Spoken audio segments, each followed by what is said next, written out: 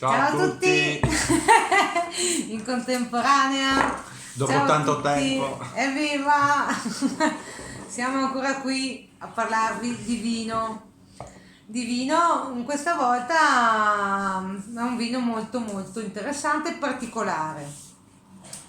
Siamo nell'azienda di Cante, che insomma è abbastanza conosciuta, cioè non è che stiamo parlando di una mignon, di una cosa piccola, è un'azienda abbastanza grande, siamo nel Carso, quindi siamo in Friuli, appena sopra il mare, in sto posto pieno di... Località Duino vicino. Esatto, in sto posto pieno di roccia, in realtà, carsica. Abbastanza. Esatto, un paesaggio molto particolare.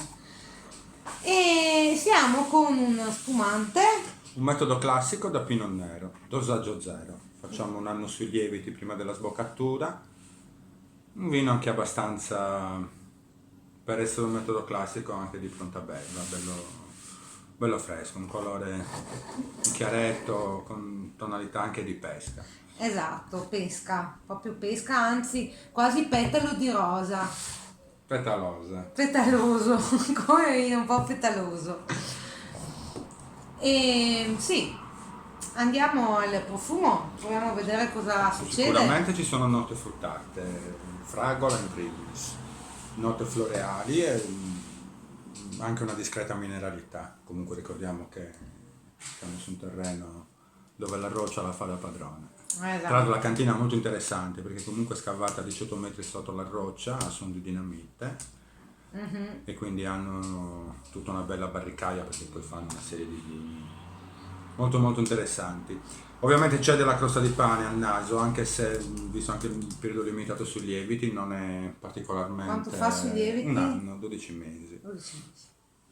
In bocca sicuramente molto molto secco, un dosaggio zero ovviamente, senza quindi addizione di dosaggio, sappido e anche con una freschezza da non sottovalutare, è una freschezza abbastanza spiccata, no?